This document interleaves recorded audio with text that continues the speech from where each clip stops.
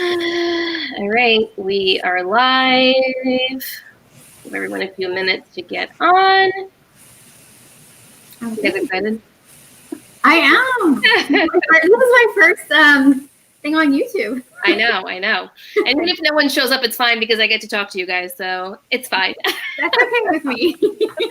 So, hello everyone. I'm Daniela, Chronicles of a Reseller here. I decided not to do a recorded video today because I honestly didn't feel like it and I didn't have time.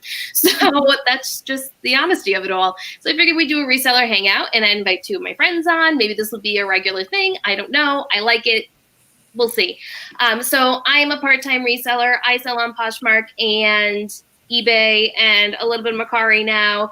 I do some consignment stuff with the Real and ThredUp, but I haven't been doing it since the pandemic that started in late February, early March. So that's me. If you're new and you don't know who I am, hi everyone who's joining. Hi Denali.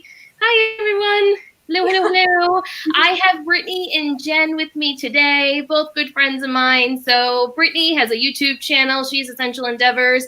She is a part-time, maybe full-time reseller in the future. And then we have Jenn. Both of these ladies have been on Thrifters Villa, by the way, so you guys can check out their episodes. I will link those. I didn't put them in the description, but I will, so you guys can listen to their episodes on Thrifters Villa. And then we have Jenn, who is local to me, and she is the Savvy Outfitter. So she is a full-time reseller, and she also has an app, which is really cool, and we'll talk about that. And Brittani has a spreadsheet, which we're going to talk about as well. But before we get into all that stuff, we'll have the ladies introduce themselves. Brittani, you can go first. Okay, thanks. Hey guys, my name's Brittani. I'm Essential Endeavors on YouTube, and then I'm Essential Endevs on all of the reselling platforms. So I am currently a part-time reseller, like Daniela said, but I'm slowly working towards becoming more full-time, but life gets in the way. We just moved from Virginia all the way on the East Coast, all the way to Texas. So we literally just got done with that. If you've been watching my YouTube videos, a few of them have been in the car because that's all I had to do.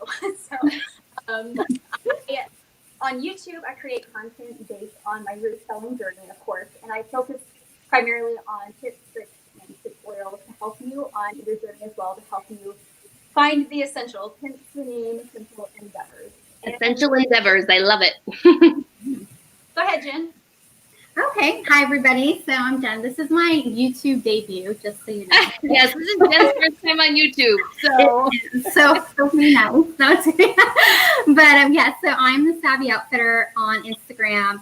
I also run the Resellers Inventory app as well, so you can find me on both. I sell full time. I've been doing that for about 4 years now. And I sell on multiple different platforms. So, like all the big ones that we all know, Mercari, Poshmark, eBay, all those fun guys.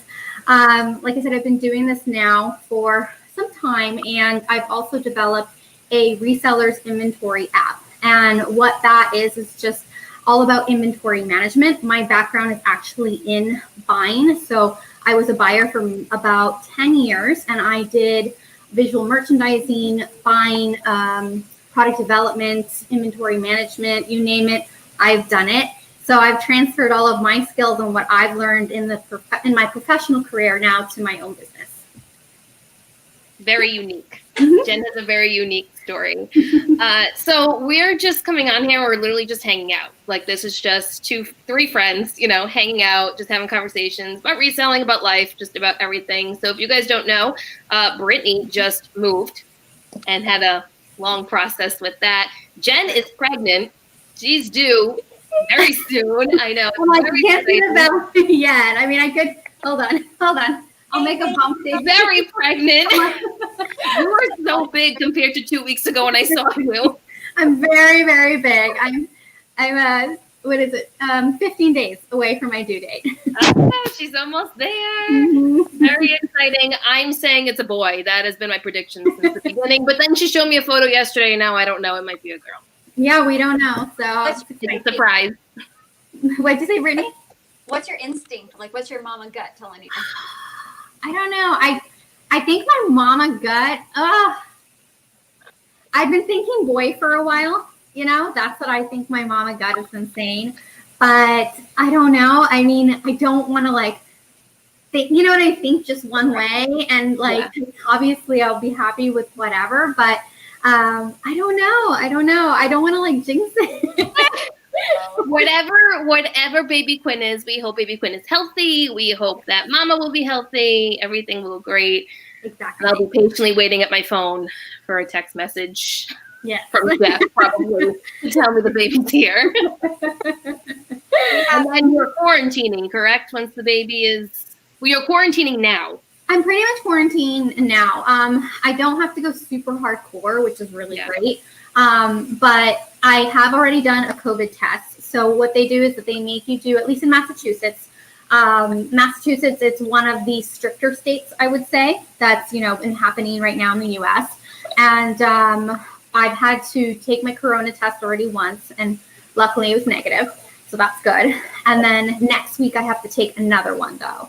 So it's just like they're constantly testing me to make sure that I'm good. But I'm actually glad that I've been quarantined because I just got a letter from my gym yesterday saying that one of their trainers tested positive for COVID. Oh. Yeah, and so now it's like they've had to shut everything down and they have to do now contact tracing. And I'm like, that's another reason not to go to the gym. I know. So I was just telling the ladies before we went live that the cases are going up here. Not significantly, but they are going up. So there's a lot of talk about things maybe shutting back down. And Massachusetts, Connecticut, New York, and New Jersey have restrictions on Rhode Island residents now. So this is just kind of our reality. I'm being as proactive as I can with sourcing because I have a feeling that there will be a stop to that as well in the upcoming months. So I wouldn't be surprised. I can see Massachusetts probably doing the same thing. I can see all the neighboring New England states doing the same thing. We've been really good, but things are going back up as we reopen. Brittani, how is it for you? You're in Texas, so that's like, COVID's pretty bad there. Oh yeah. So before we got here, so we don't really keep up with the news because whatever's important will get to us eventually. So my mom, she was like, Texas is kicking off right now. And I'm like, oh, great. Out of the fire into the frying pan. Because we were on the East Coast. We'll never go to Texas. So in our area, it's not too bad. Like throughout the whole entire, since COVID happened, there's only been 30 deaths in our local area, which, it's still horrible, but not as bad as some places. But masks are required just about everywhere. Most people, most businesses are enforced. I think as long as you're wearing a mask, using hand sanitizer, which it is available here. I was kind of good. I was scared that they would be like the toilet paper and the paper towels and the Lysol wipes and stuff, but I'm really surprised that it's been locked out here. So, I'm not gonna let it make me live my life. Like everywhere is still open. Just so are the thrift stores open where you are or no? They are open. Okay. I drove by them for when I do plans for working on my stuff that they have. Brittani, I think something's going on with your mic. Oh no. Yeah. Just a little choppy. Yeah. Okay. Let me see if I can have headphones. Yeah, hold on. That's okay, Brittani. If you want, you can go. I can mute you, or you can mute yourself, and you can get headphones. Let me fix it. Okay. Yeah, I want to hear everything she's saying. Jen, hold on. I don't hear it as much anymore. I hear the audio. It's okay. I can hear you, but there's like a noise within the audio. Me? Yeah, it's like a staticky noise. It could be any of us, really. But it's okay. I'll try headphones. You can try it. See what happens. See, guys, this is what happens. We don't know what's going to happen when we go live. It is what it is. So technology savvy over here. Yeah, it's okay. But anyway, yeah, I have been, I've been sourcing a lot. I'm starting to slow down because, the noise went away. Maybe it was your mic, Jen. Maybe it was me. Oh, I hear it again. You hear it again? Mm-hmm. Don't know. Anyway, so I've been accumulating things along the way just because I've been nervous since cases have kind of been going up. we were in a really good trajectory. And then all of a sudden we started seeing a lot of cases go up. And Jenn and I are local, so we've been talking to each other and we've been helping each other along the way. And, you know, we can't source together, but we text, we call each other and all that stuff. And Jenn, since, you know, you can't really go out sourcing, this has been like your last hoorah, the last couple of days. What's your plan? Like, what are you going to do? And I know you want to start like a series on this for other women that are either pregnant or just had babies and kind of talk about that. Yeah, no, definitely. Yeah, like you said, I mean, I think that all of my plans really were put to a halt in March. My goal was at the beginning on what I wanted to do was I wanted to hit my first and second trimester really, really hard. I wanted to, you know, go more often than I was. I started doing that. You know, I started going 3-4 times a week where I kind of had it down where I would source for 1 day a week. That's what I did for a really long time. Yeah. And it really helped because I would go from, you know, 7 o'clock in the morning to 7 o'clock at night. I would hit up tons of different stores. I would even hit up the bins sometimes, you know, within that time frame. I had it all locked down, which I really liked because then I would accumulate just tons and tons of inventory. And then throughout the week, I would just list and list and list. Well, I knew coming, you know, knowing that I was pregnant, I'm like, okay, I need to go more often and just create like a stockpile, basically is what I wanted to do. But then March came along and then things started getting really bad. And it unfortunately, my entire second trimester was during the time that we were really on lockdown here in Massachusetts. So nothing was open. So I really took that time to reevaluate my business. I know I did a little bit of a series on that on Instagram, just telling everybody how basically what I tried to do was just sell out of everything I had and start fresh. Right. There was that opportunity. I think we all think like, what would it be like if we started today, right? Knowing what we know now and starting our business from scratch kind of thing. So I did what I could and I just basically sold out. I had almost no inventory left and that lasted me, I want to say, for like 2 to 3 months. That was really crazy to me, that whole process. So Brittani doesn't have social media, so she doesn't know about this. However, what Jenn did, Brittani, was she literally wiped her entire inventory. She just sold everything out and started brand new, which was so motivating to me too, because I basically ended up doing the exact same thing around the same time as you. Yeah. So I cleaned out as much as I could. I reevaluated, you know, the way I took offers. I basically was like, if I'm netting at least twice, you know, my cost of goods, I'm fine. Like I wasn't trying to like hold on to anything. I just wanted to find inventory where I could. I took things back from the Real, which I had never done before. Things that had been sitting there for a long time. I sourced my own closet. I sourced other people's closets. I did everything that I could to just like keep momentum going. But I basically went from, and I don't have a lot of listings. I think that's also something that's unique in my reselling journey, is that I truly believe in doing more with less. And I usually keep my inventory listings around 250 pieces. Yeah. I'm very, very strict with what I bring in. And I truly believe that like listing an item that you're going to sell for $10, it's the same amount of work as listing something for $100. So I really was very careful with what I was bringing in. And so I didn't have as much, but I brought it all the way down to, I think I had like 40 listings left. It was really scary. Yeah, that's crazy. And then the pandemic was like full blown and we couldn't source. Yeah. And that's when we started online sourcing. Yeah, because then I figured, like, I really didn't think that by this time that we would still be in this situation. I really didn't. And I don't think anybody did. I don't think anybody knew how long we were going to be in this situation. So by the time those 3 months, I was able to sustain my business for 3 months. And then now I'm like, oh crap, we're still closed. Like I'm like, what am I going to do? I have like no inventory. So that's when I was really forced to start learning how to online source.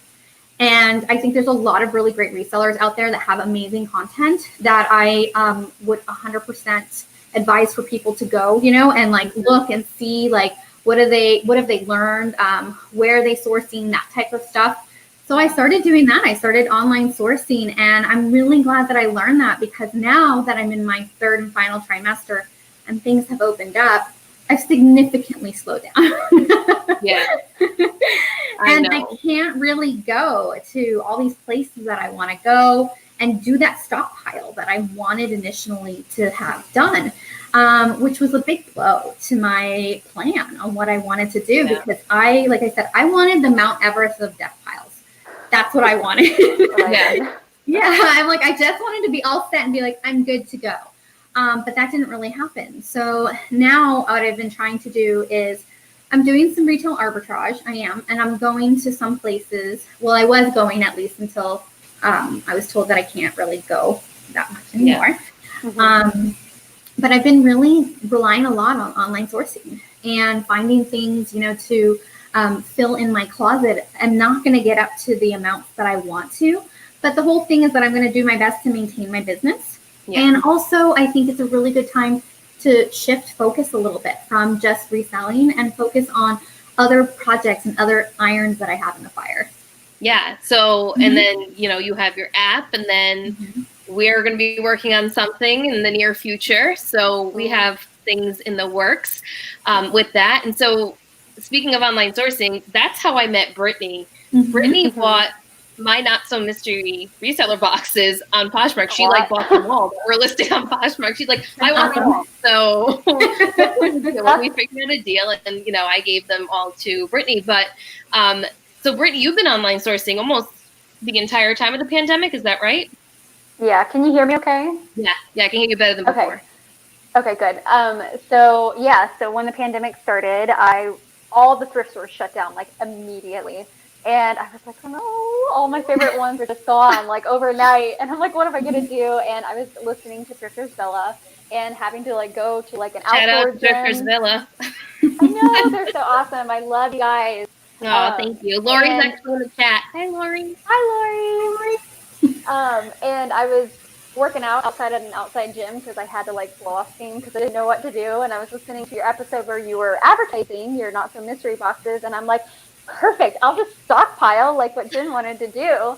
And I was like, basically we took our stimulus checks because thankfully we were in a position where we didn't necessarily need it. But I'm like, I'm going to use this to invest in my business. So just go ahead and stockpile now. So that way I will have items available for the next however long I'm going to need. So I used my whole $1,200 and invested in inventory. And I usually focused on Not So Mystery boxes or bundled lots, my go-to. There are a lot of people, unfortunately, just selling all of their inventory, and I just looked real quick, and I gotten really good at just looking and seeing what was good, and just bought a lot.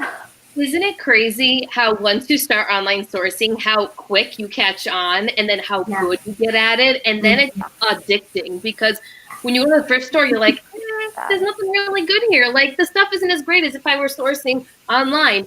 Now, the hard part about sourcing online, at least for me, is the shipping. That's what kills me every single time. I'm like, oh yeah, $30 is a good deal, and then I gotta pay shipping on it. And it kills my cost of goods. Right. That is always the hardest part, is shipping. It's so hard. That's why I focused on the bigger lots, bigger bundled lots, because I could justify it more. Because I'm like, okay, well, I'm getting 100 items. It's whatever. The $5, $10, $15 shipping is no big deal. So yeah. But have you done liquidation, Brittani?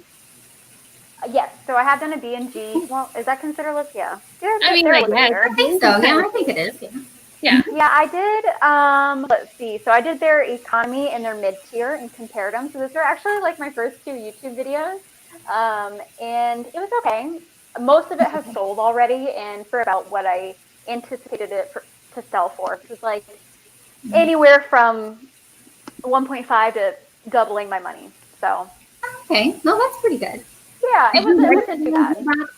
I've heard mixed things. Say that again? B&G. I've heard mixed things about it. They were okay. That's all I can really say. So, granted, they do have a disclaimer, and they're if you are getting a box that isn't brand new with tags, it could be any of these had issues with it. I did have a lot of stained items or like marks on them, but they were removable. So I think there were only 2 or 3 pieces, maybe 4. I think it was 3 pieces that were just like I couldn't do anything with. But there was about 10 of them where I could stain treat them, and then I just had to advertise them as gently used instead of new tags. That's normal. That's like at a thrift store, right? You find things that have fine in it, and so it was just you paid more, but it was okay. It was good. I mean, I wouldn't want to wait a month for my items to get there, which is how long it took. So I don't know. We'll see. Yeah, I haven't done any liquidation boxes myself. I've been interested in them. I'm just curious, has anybody here tried, I keep seeing this a lot right now in the reseller community, those Jomar I've boxes? heard things about okay, yeah. Tell us in the comments if you've done Jomar, because they reached out to me at one point before they became big, and they wanted to do some boxes with me, and I turned them down because it just didn't make sense for me at the time. And now I'm kind of kicking myself, and maybe I should have done it, and I would have had an excess of inventory going into the pandemic. They look pretty good from what I've seen. I think there's some mixed reviews, but for the most part, they seem decent. One second, you guys talk. Hold on one second. Brittani, have you done a Jomar box or anything? No. I haven't yet. I have seen them, and it's on my list of something to do later down the road, but I haven't bit the bullet yet. I'm trying to like not think about thrifting right now because I have, I'm guilty. I'm outing myself. I did it in one of my recent videos too. I have probably like 50 or 60 items that I still need to get listed. Like, cause I have like that leftover death file, and like 2 weeks before we moved, I was still sourcing. So I mean, you're like leaving your like comfort place. I would probably do the same thing too. I'd be like, well, I know where everything is, so I just need to get what I can, you know? Right. But it is good because I didn't know what I would be coming into in fact. So I'm like, at least I have these items to go for when I do get back into the flow of rhythm of things. And I finally like just got my office set up, and I was taking pictures the past few days, and I can finally start getting into my listing groove again. So did you put your stores on vacation mode on all the platforms, or did you just let them go? Because I know some people don't do it, some people do it. Like, there's a lot of mix. So I like to ship out either same day or next business day. So I would have like a freak out panic attack if I needed to ship something that wouldn't go out for 10 days. I can't do that. So I did put everything on vacation mode. And everything was on vacation mode for about a week, and then I opened up Poshmark and a little bit of Mercari again, but I wasn't advertising or sharing any of my listings, so I wasn't like going out of my way to do it. But if it's naturally, organically sold, then I would be able to ship it out. Right. Yeah. I've never put anything on vacation mode or anything like that. So I'm just curious if you hear things out there in the community that if you put your store on vacation mode, it gives you a boost in the algorithm, blah, blah, blah, like all that kind of stuff. I don't know if I believe it or not, but just the things that I hear. I haven't heard that. I put it on vacation mode if I'm like if I know I'm going to be gone for a longer period of time, you know? But generally I know that before all the pandemic, it was like something like 7 days that they gave you to ship out stuff, you know? At least on Poshmark or something like that. So I would always put like, we have our 4th reseller here. Yeah. Always making an appearance. I have to put mine out. They would be all over the place. I would just put like a little sign up in my store, you know, like to say like I'm on vacation. Like a listing. Yeah, like a listing. I would just put like a listing saying like I'm on vacation, and then anytime anyone like bought something or asked me a question, I would just let them know, hey, thanks for buying, or thanks for making this offer, just so you know I'm on vacation. Would it be all right if I ship it? And I would give them the date that I would come back. And I would never have problems then from that, because most people are like, oh yeah, sure, no problem, thanks for letting me know, kind of That's thing. a good way to do it too. Yeah, so so now I'm trying to think. Yeah, the only time I would probably put my store on vacation mode was if I left the country. Like if I went somewhere out of the country. But if I was just like, you know, for a long weekend or like a couple days somewhere else in another state, I would always just say that. And I've never had to put it on vacation mode, which is great. Are you going to put your Poshmark closet on vacation mode when you have a baby? I haven't decided that yet, to be honest with you. I don't know if I'm going to do that, because I'm going to be home. My husband's going to be home. And I figured he could find, you know, the stuff and just ship it for me. I might put it on vacation mode maybe like the first few days or something. We'll have to see, but I'll definitely let you guys know on that whole process. And to see. Go ahead, Brittany.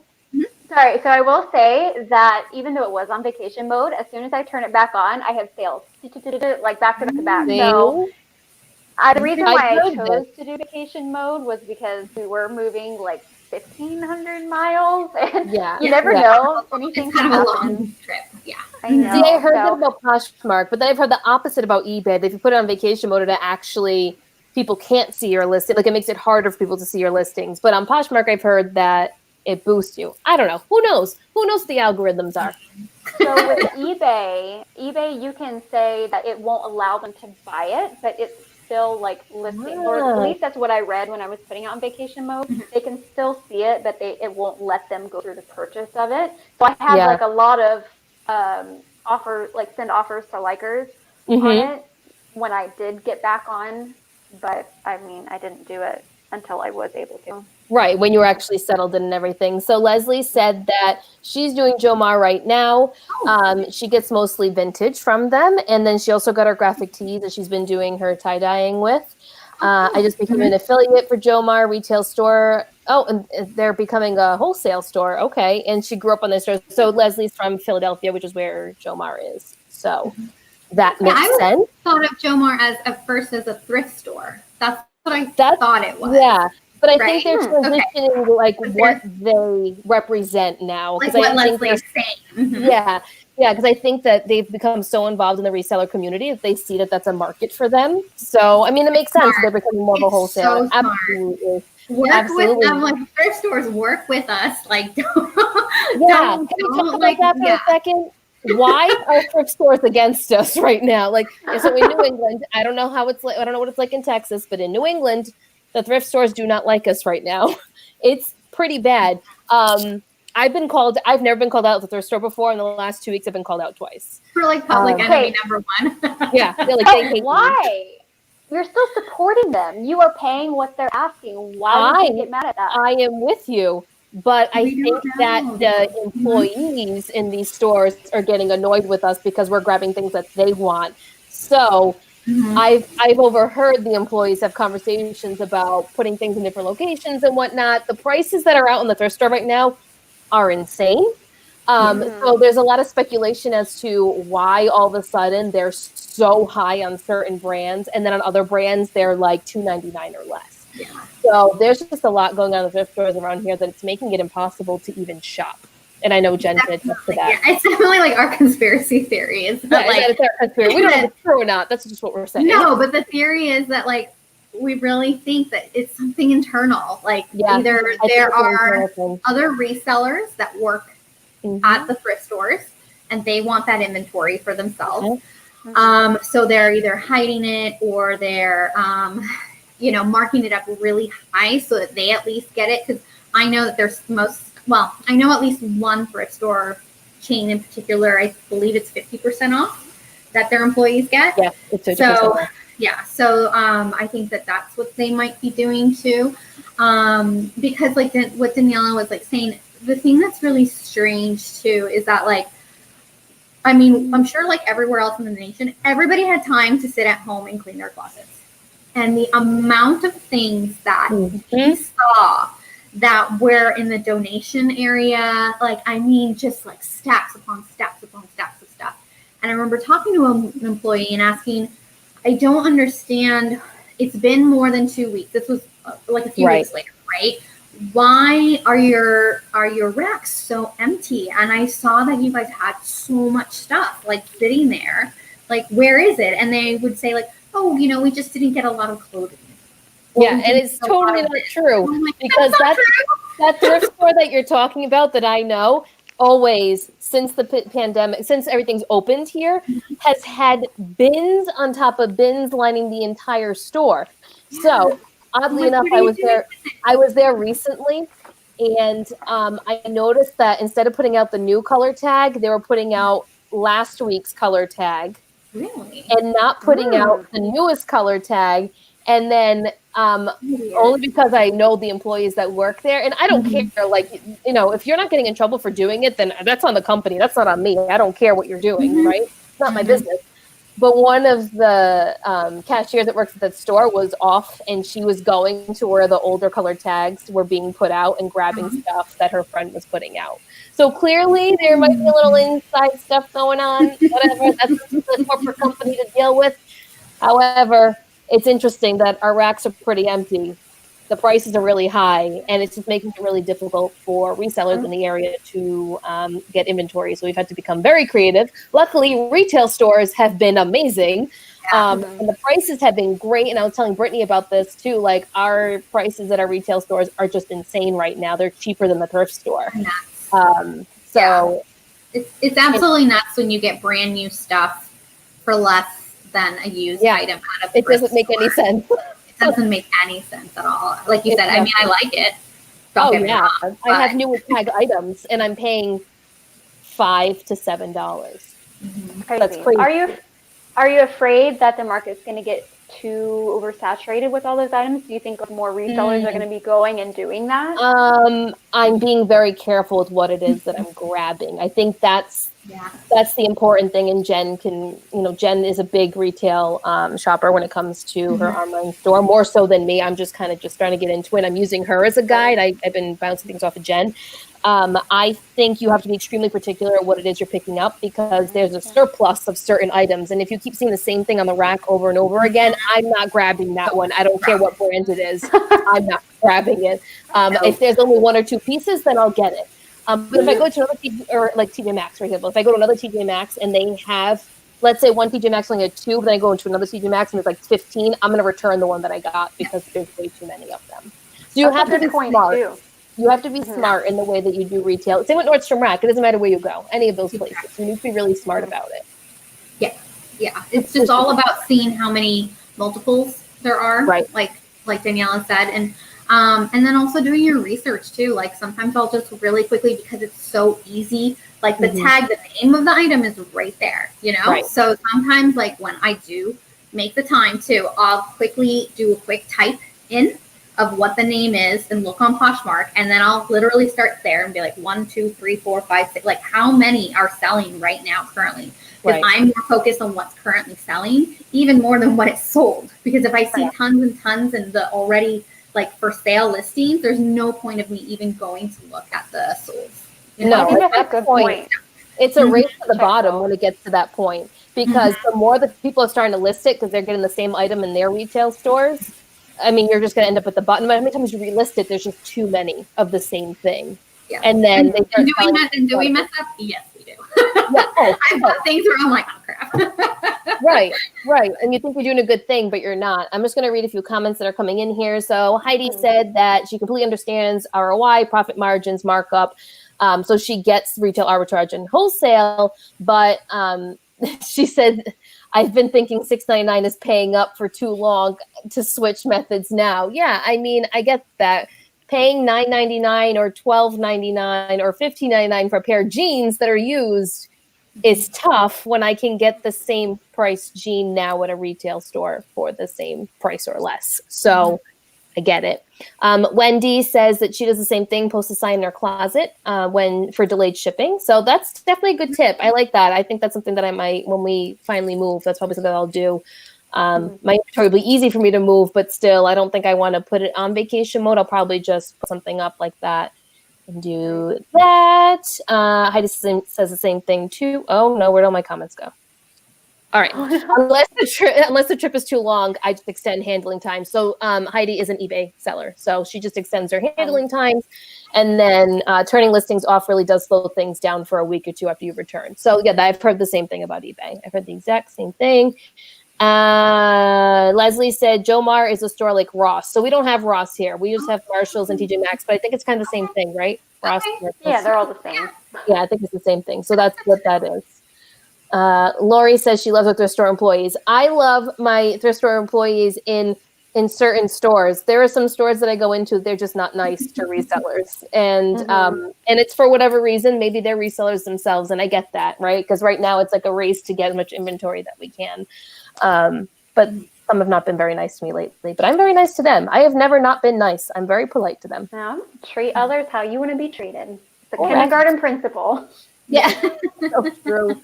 So true. And then Michelle says, yeah, that it's crazy. We have high prices sometimes, but I can definitely tell they don't know their brands most of the time. I will see a mall brand really high and a not well-known luxury regular price. Oh, yeah, it's all the time. funny. So like they're starting to catch on with some brands. Like they know a lot of the gym brands now. Like they don't know Gymshark. That's one that they definitely don't know.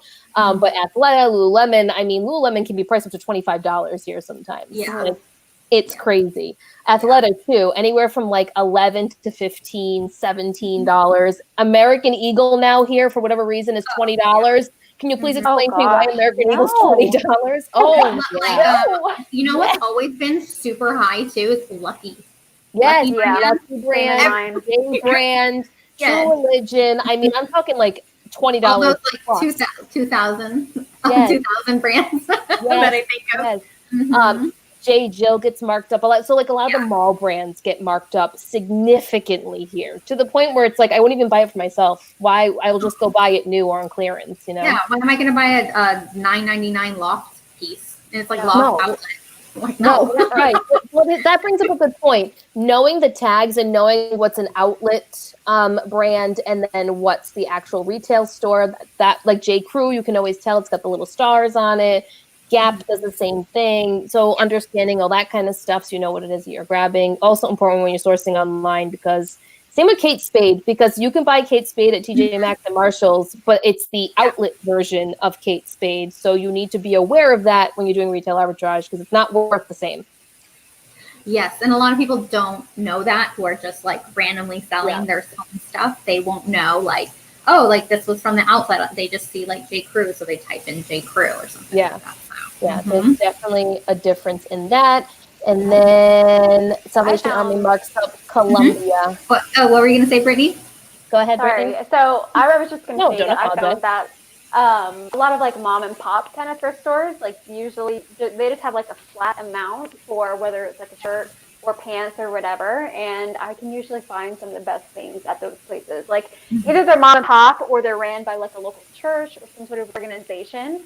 And then for me, like being around military bases and even the thrift stores on base, like they're honey holes for me. So, I'm sure. So can you talk about that a little bit? Because we had this conversation about military bases and all that and kind of what happens with those thrift stores and when people get deployed to different areas or they get, transitioned to a new state and what kind of happens in that process. Yeah, so the thrift store that I was at or when we were where we were last, it was like a thrift store and a consignment store, which is how I found out about them. I was like consigning some of the stuff with them.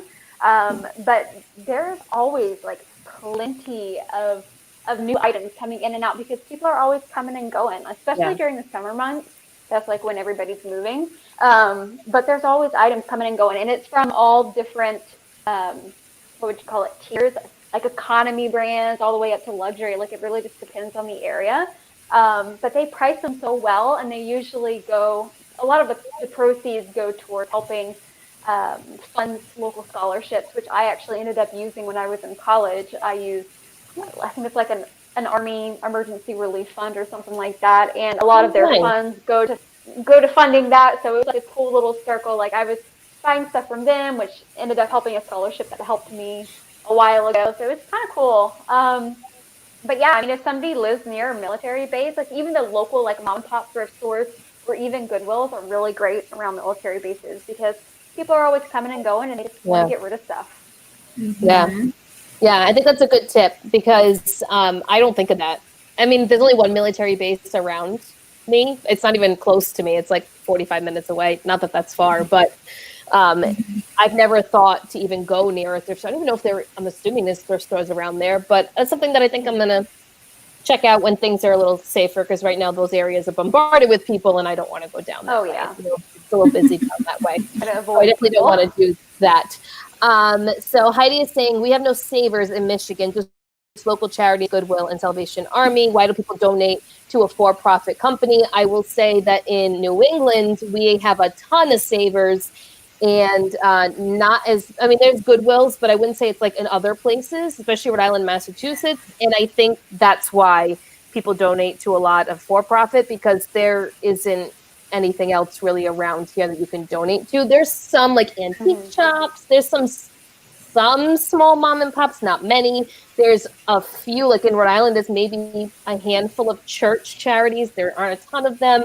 So for us here, it's the big corporate companies, and that's our only option, unfortunately. Plato's Closet, that's basically it. Yeah, and I think too that I honestly think a lot of people who just aren't in the thrifting reselling They world don't know. really know that, you know, and I think that Savers sometimes does a good job of not screaming out for profit. Right, you know, right. so I think a lot of people don't think of that. At least I know, like my neighbors, for example, they just gave me a bunch of clothes because they know what I do, and so and she was like, "Oh, I just was gonna drop it off at Savers." Like it's just because it's so easy. It's just so convenient. That's the thing. And like where I am in Mass, like I could not think of like a small local close by place.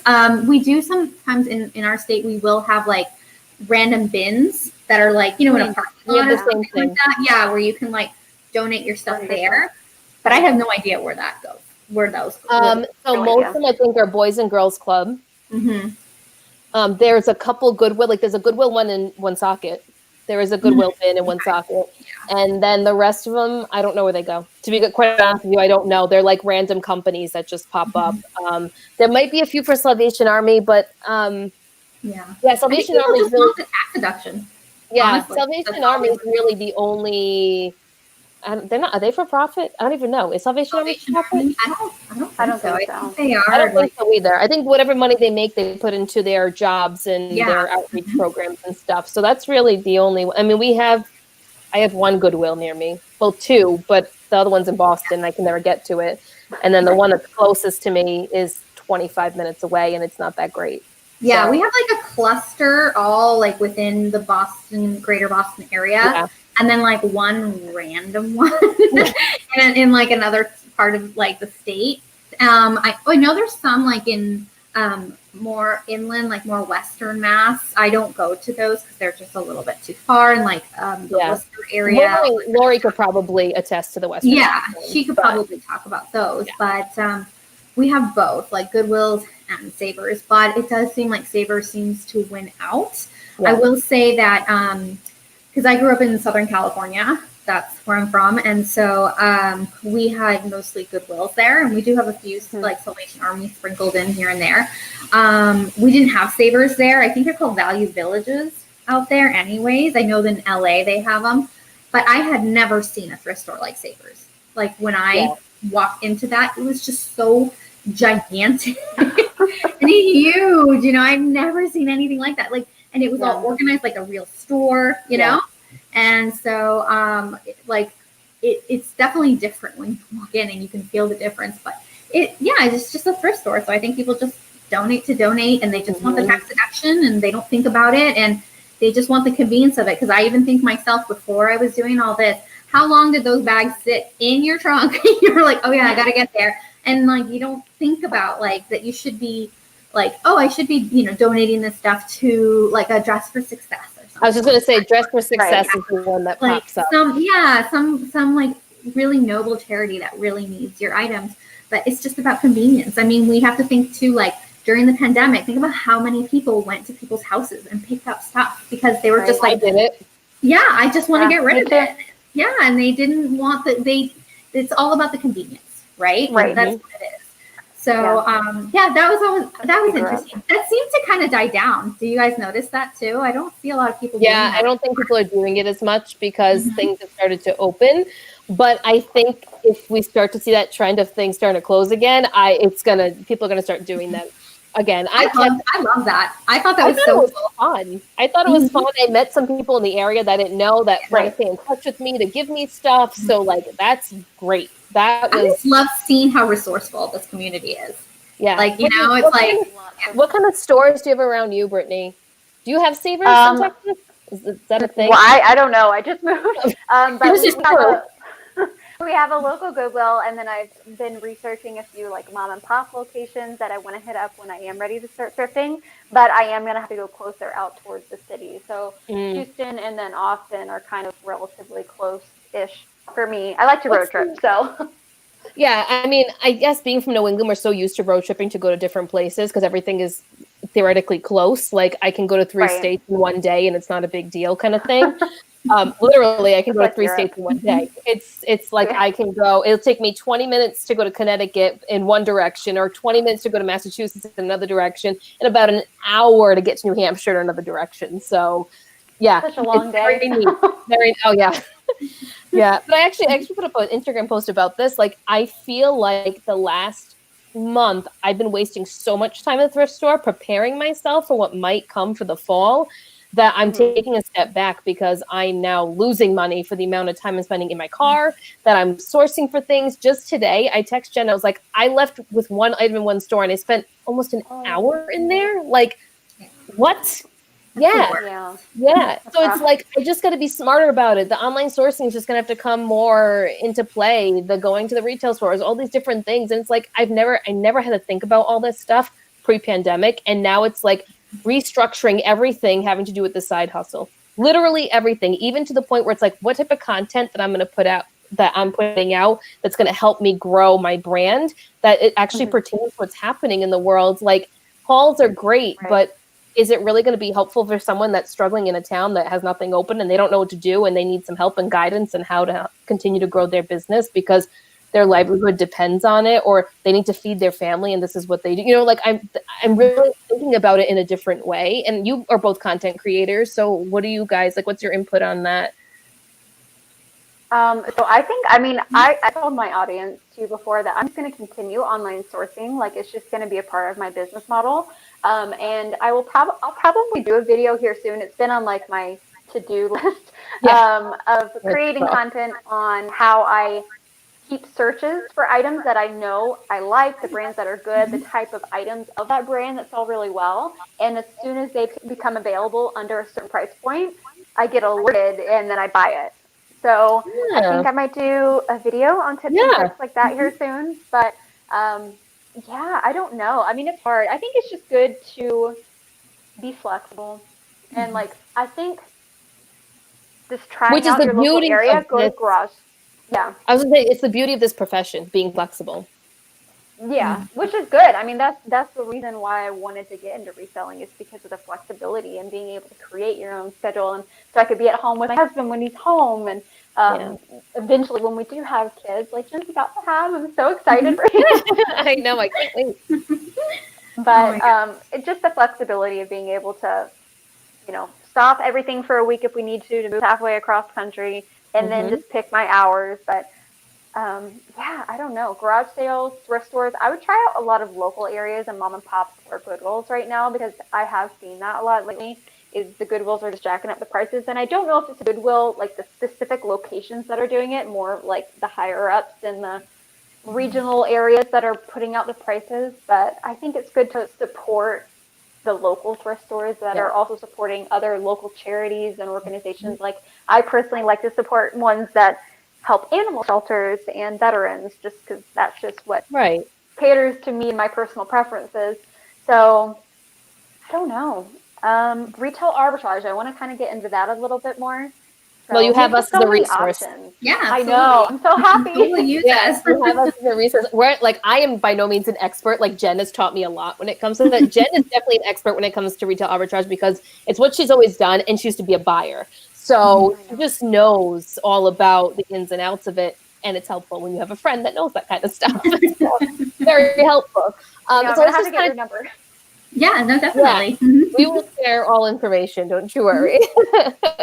And for you guys that are in the chat, if you ever need to reach out to any of us, like, we are all very accessible. Brittany's very accessible through YouTube. If you end up commenting or anything, I'm sure she will share an email address if she wants, you know, whatever it is, to get in touch with her.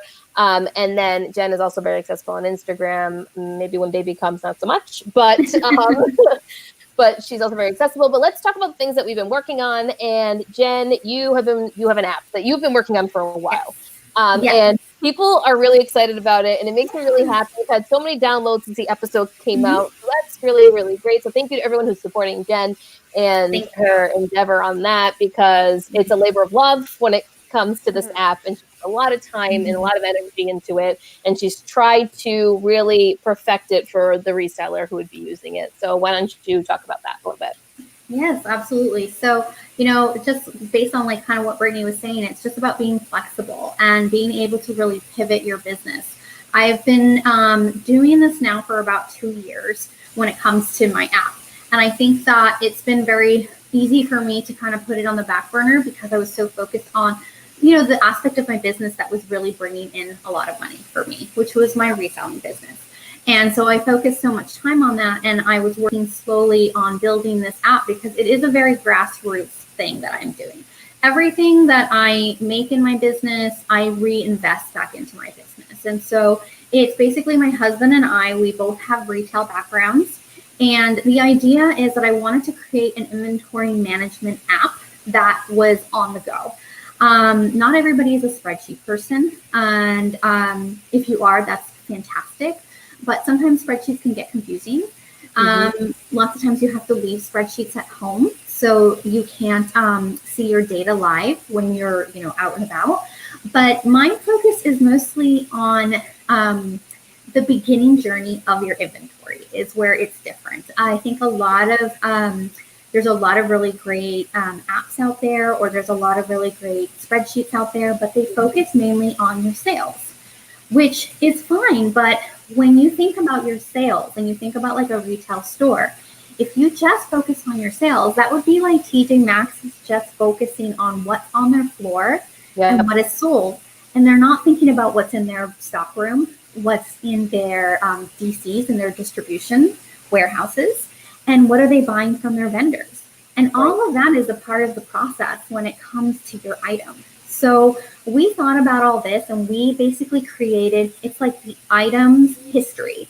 And so you have an item that you purchase, you'll have your receipt, and you literally go in there and you log in your receipt like as if it's a purchase order that you would get from like a vendor, for example. So you go in there and you log in all the essential information. So where did you get it? How many pieces did you get? We have an option where you can do an average cost or individual cost. That all depends on how you run your business and the date that you got it. So you have to then manually put in all of your items, but that's a part of data entry. And that needs to be part of your daily tasks when you are a reseller. So you follow along in the journey of the item. So you'll have your purchased item. Then it goes from purchased to listed once you list it. Then the status changes from listed to sold and sold to deposited.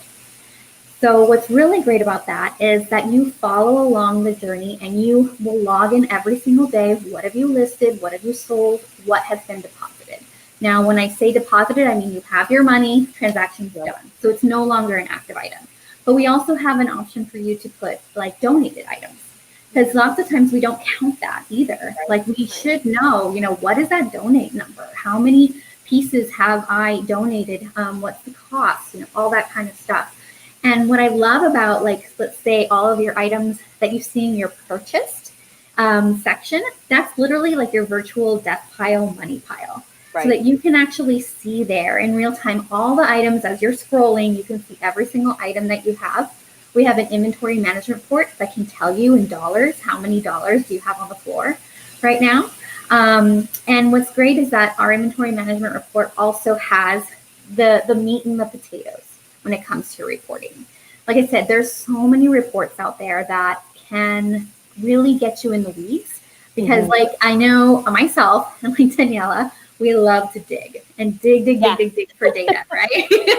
Like I want to know all this stuff. Sometimes a little too much. Sometimes a little bit too much. And so, but not everybody's that. Not everybody's a data person. Not everybody's a numbers person. And that's totally okay, because even as a buyer, we had to, at least in my company, we had two different roles.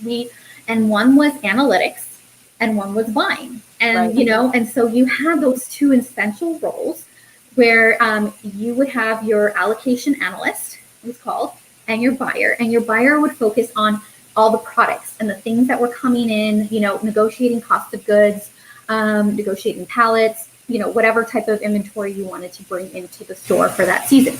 Then you had your inventory allocator who would make sure to allocate all the proper numbers and make sure that, inventory was in stock, like basically looking at your numbers and saying, okay, well, if you're going to order this much, this is what you actually need in dollars or something. So it was like that role was split up. So I'm not saying you need to be both, but we try to make it simple, if that makes sense, where you can be both. It is easy. Heidi's asking a good question, and so she's asking, I'm seriously looking into RIA, so yay. How would I begin when I already have 500 plus inventory, just starting with new and adding existing when I can? I use a spreadsheet now. So that was one of our upgrades that we did. So that was a huge upgrade that we recently did, where we have a spreadsheet that you can actually just copy and paste all of your existing information that you have on your spreadsheet, and you can do a one-time mass upload on there. I have training videos too on, it's called fitretail.com or fitretailsolutions.com, or you can also click on my links too, and right there we have training videos to show you how to do that. So a step-by-step guide, and you can always reach out to me too, and I can help you to do the inventory transfer, because it is going to be a little bit of data cleanup like anybody else would have, right? So you would basically go into your spreadsheet and copy and paste each column, and it does give you conditional formatting too, to tell you if there's something wrong, to tell you if like something kicked back as an error. So we tried to make it very simple and easy for anybody to use who also has a history and who is an established reseller who may have, years worth of data. Which is great. And then just for everyone, just so you know, it's not available on Android right now. Sorry, yes. Eventually, maybe, hopefully, right? Eventually, yes. I'm really hoping, like I said, pretty much all the money that I make for this, I reinvest it back into RIA. And I want to be able to help our Android resellers. And my goal is that I want to be able to, be a person of knowledge for you guys and to help you. Of course, I don't have all the answers, but I want to be able to give, to share my unique skill set with everybody. And I really believe that by creating RIA, I've been able to do that as well. So the more subscribers that I can get, the more I can put into this. And I've already have all these ideas for version 3. And so I'm really excited about it. And yes, the Android one, I'm like, oh my gosh, if I could just get that going, I would love to do that. Because apparently a lot of resellers use Android. I noticed that too. I know, but I think RIA is a great tool for anyone that wants something that's more in your hands, on the go. We're already doing our businesses on our phone, and you can easily upload a spreadsheet, which is really helpful as well. It also produces a spreadsheet for you if you want to look at different stuff. So that's really helpful, because sometimes you kind of need to see it in a spreadsheet. Sometimes it doesn't make sense when you're looking at it as an app. So, absolutely, yeah. And like I said, you can import, you can export all of your data on there. And what's really nice is that it's very visual too. So if you have all your photos, you can actually put all of your photos on there as well. So as you're looking for your items, it's almost set up like a Poshmark. Yeah. So instead of seeing rows and rows and rows of data, you can actually click on your individual items, and within your individual item, you can have your own unique item number. Like say you have a bin storage system. And you have all of your, everything's all labeled in your own item numbers. You can add that. You can add additional cost on there. So say you paid $1 for it, but then you offered additional shipping or something else, you had to go and get it dry cleaned. Yeah. And you should be factoring all that into your cost of goods. And so we have tons of information on there so that you can have tons of data just on that one specific item. Yeah, and data is super important, and Brittani can attest to this as well, because Brittani's actually developed a spreadsheet, and she's selling it on her Etsy shop, which you should check out, because her and her husband have really neat things on her Etsy shop. So, Brittani, why don't you talk about your spreadsheet and how that kind of came about and why you started to do it? Sure. So before I start, this is I totally love the idea of RIA, and I have it downloaded. I haven't been able to play with it yet, because I love that, because I think I'm maybe more of your target resale market too, more of the useful that can catch on to apps really quickly. But I do have an older audience on my YouTube channel, and they have talk to me. They don't know how to use phones, like they don't know how to use like the apps and stuff, and they wanted to know how I was able to report on all of my information. Because when I do my monthly sales, I give my gross numbers, I give my fees for all the platforms, what specifically they are, and then what my net profit is, with my initial cost and everything. So I'm very transparent, which I kind of pride myself on. And a lot of people are like, well, how do you keep up with everything? And I just am a basic old school gal. Like, I have a spreadsheet and it just works for me. I am in the STEM field. I'm a mechanical engineer from my degrees, many years in school. And I'm just used to being on spreadsheets, and it's very basic equations. But I know, like what you were saying, Jen, is it's confusing. It can be really confusing looking at spreadsheets. So a lot of people ask for it, and I just created it. Like, I don't think it's anything like renowned, like what your app helpful. is. It's helpful. Yeah, but it's helpful, and everybody has a different approach to things, you know, and how they look at things. So I want like a kickback for what I was able to do. I put it on my Etsy store for $3. And basically it is an inventory, sales, and expenses spreadsheet all in one. So basically there's 3 sheets, one for your inventory, one for your sales, and one for your expenses. And I did a full step-by-step tutorial on my YouTube for it. But my inventory process personally is while I'm listing, and I'm old school, I have a computer, it just makes more sense to me in my head. So while I'm listing, once I create my title, that's when I have initiated my record keeping process.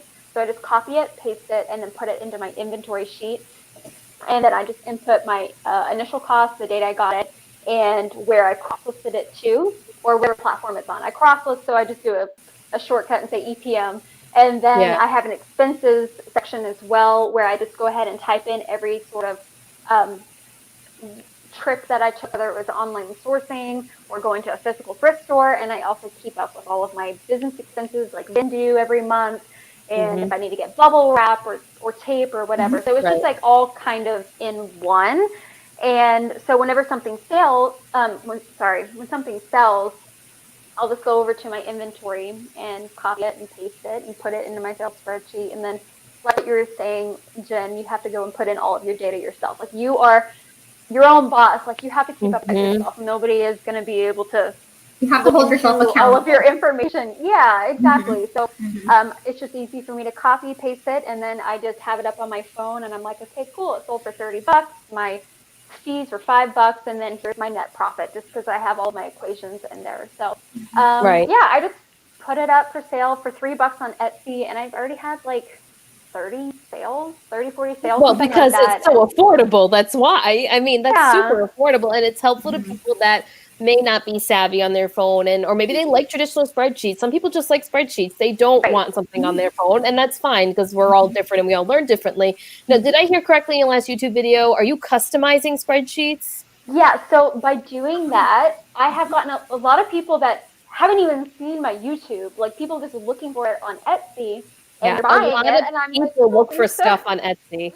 So many people look for stuff like that on Etsy. So many. I have no idea. But in my description, I link to my tutorial. So if people have a question, they can just go straight to my tutorial and see it step by step before they even purchase it, so they can see how I maneuver through it. And then if they don't, I just advertise it. Like, if you don't have the time to sit there and figure out all the equations, then here you go. It's already made for you. If you're a spreadsheet kind of gal like me, then it works out. And then I had a few people that were like, they really didn't know how to use Excel, and they were asking all these questions, and I offered to do tutorials for them, like, personally, and they're like, no, like, I did not pay enough money for you to make me a personal tutorial. Like, no, it's totally okay. And I was like, thank you, but I want to help. And a few people suggested, like, well, why don't you do like a custom thing? So if somebody has, they're cross-listing on 5 different platforms instead of my 3. So I have it set up for Mercari, eBay, and Poshmark. You can add as many or delete as many as you want, but a lot of people don't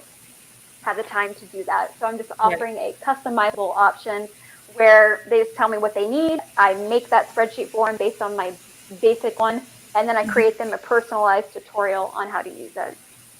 I think that's great. I think that's great.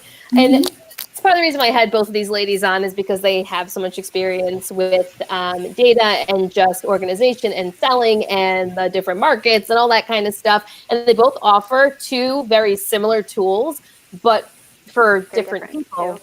Yeah. Right. So very similar Exactly. tool, but it's meant for different people. I mean, theoretically, you could use Brittany's spreadsheet and then upload it into Rhea. I mean, you could literally use both if you wanted to, you know? You literally, I think it's good to have a hard copy of a spreadsheet as well as having a tool like Rhea where it's right there for you. Because I think sometimes you're able to manipulate, and then you can upload a spreadsheet through Rhea anyway. But I think it's important to have that sometimes when you're doing things like taxes and all that kind of stuff. It's nice to have manipulation of the spreadsheet for those type of expenses that you need to look in. So it's helpful that Rhea provides the spreadsheet, and then it's also helpful that we have people like Brittany that design spreadsheets for individuals so that you can kind of get the best of both worlds there. Yeah. I mean, spreadsheets are very important in our business. We know that, but people right? forget that. But people forget forget that. But also, like, people, like you said, there's all these people who may feel like they're not spreadsheet people, or people who think that they are spreadsheet people. So I think it's really great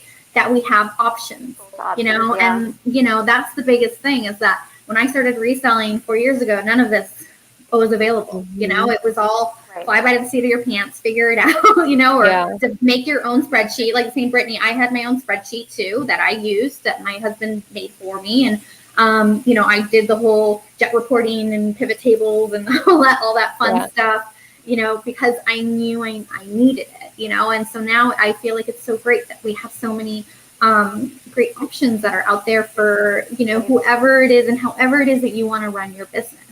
And I think it's a really great price point that you have it. And the same like with mine too, like I give 30 days for free because I want you to try it. You know, I mean, I think it's only fair. Like I want it to be fair. I want it to be a great tool for everybody. And that's the same. I can feel that passion towards you with what you're saying about your spreadsheet and how you're helping individual people and doing this whole thing. I mean, that's the biggest thing is that our reselling community, I feel like so lucky to be a part of because we really are here to help each other out. And we really want to make our jobs easier. And in this current climate right now, when it comes to reselling, there is a lot of uncertainty.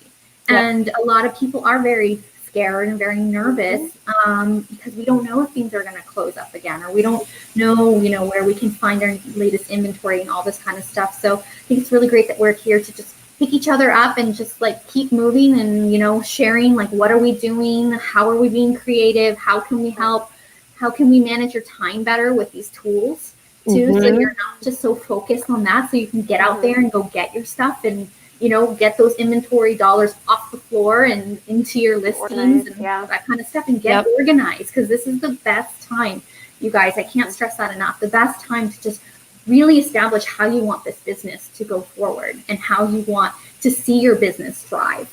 I think this is going to be a pivotal point for a lot of people in their business, especially right now where there's like such uncertainty. Like before it was, okay, there's a pandemic and things are going to shut down, but things will get better. Things will be okay.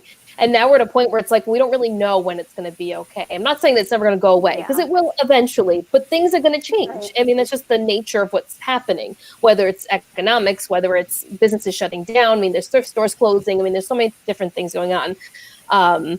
So I think it's important for people to start really focusing in on their business, focusing on the tools that they need that are accessible and affordable to them. Like, don't go spending crazy amounts of money getting all these different things and then not using any of it. Like, really focus on what it is that you need within your business, managing your time better, figuring out a schedule that works for you and trying to stick with it. Like, don't stress yourself out if you can't get to everything. Like, don't be like me and stress out all the time about stuff. Like, I've gotten better with it and just like, okay, I'm only shipping 2 times a week and that's what it is because, oh, well, I don't have the time to do it. I'm not going to ship every day because I can't. I work a full-time job. I work for the state. I can't do that. Like, it's very difficult for me to ship out every single day. There are nights I come home from work and I'm like, I'm done. Like, I want nothing to do with any of this. Like, I want nothing to do with Instagram, with YouTube, with nothing. And that's why I think I'm going to start doing these reseller hangouts, is because for me to film a video, sometimes it's nearly impossible because of the days that I have off or the time I have off, I don't want to do it. So this is a way for me to connect with everyone and, you know, and kind of bring different people on that maybe we don't see on YouTube or don't see as often because they're growing their audiences. For example, Jen's never been on YouTube, and Brittany, you know, she's on YouTube, but she doesn't have social media. So people don't know about her, and I want people to know about Brittany. Awesome. Aww. So, Thank you. so yeah, you know, this was fun. We're at an hour and 10 minutes, and I'm sure people don't want to talk to us anymore. So, and I gotta eat. You can replay it. Yeah, you can replay later and watch this again if you want. But thank you so much, ladies, for coming on. This is my second live.